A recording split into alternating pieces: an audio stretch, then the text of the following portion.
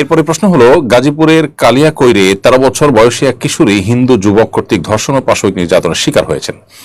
কিশোরীর কান্না জড়িত ভিডিও দেখে নিজেকে ধরে রাখতে পারছি না। আর কতদিন পরপরই দেশের নানা প্রান্তে একের পর এক বীভৎস রকম ধর্ষণের ঘটনা ঘটেই যাচ্ছে। বিশেষ করে সংখ্যালঘুদের পক্ষ থেকে ধরনের ঘটনা প্রায় শোনা যাচ্ছে। সাধারণ নাগরিক হিসেবে আমাদের করণীয় কি?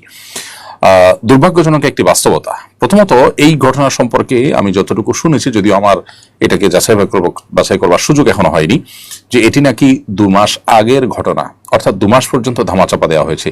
একটা কিশোরী এভাবে নিপীড়িত হলো, এভাবে নির্যাতিত হলো। আমাদের দেশে তথাকথিত নারী অধিকারের সবক দেওয়া মানুষগুলো, জিগির তোলা মানুষগুলো কোথায়?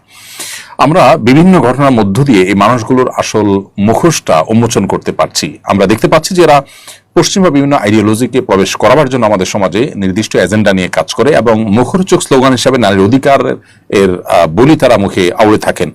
তা না হলে মুসলিম নারী যখন নির্যাতিতা হন তখন তাদের কোনো আওয়াজ আমরা শুনতে পাই না। আজকে এই ঘটনা যদি উল্টো দিক থেকে হতো, অর্থাৎ কোনো হিন্দু পরিবারের কিশোরী মেয়ে, তাকে মাদ্রাসার শিক্ষার্থীরা বা কোনো মুসলমানরা তারা এভাবে যদি কোনো পাশবিক নির্যাতন করত, বেঁধে রেখে আটক করে রেখে, তাহলে গোটা দেশ আজ তোলপাড় হয়ে যেত। এক সাইডে মিডিয়া এবং সুশীল তারা যে পরিমাণ এটাকে ঘটা করে ডাকডোল পিটিয়ে এটার বিরুদ্ধে প্রতিবাদ করতেন, আজ তারা অনেকটাই নীরব দর্শকের ভূমিকা। যদিও দর্শকদের 2জনকে পুলিশ গ্রেপ্তার করেছে এবং আরো আসামি এখানে আছে, কিন্তু উপযুক্ত শাস্তি কতটা হবে সেটা নিয়ে যথেষ্ট সন্দেহ আছে।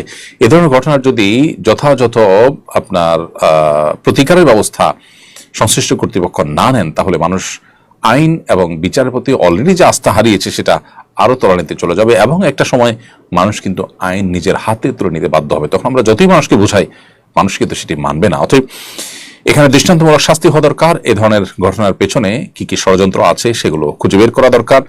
2 মাস কেন ধামাচাপা দিয়ে রাখা হলো সেটাও খুঁজে বের করা দরকার, এবং 2 মাস পরেই এখনই বা কেন প্রকাশ পেল সেটা নিয়ে সংশ্লিষ্ট মহল নিশ্চয়ই কাজ করবেন।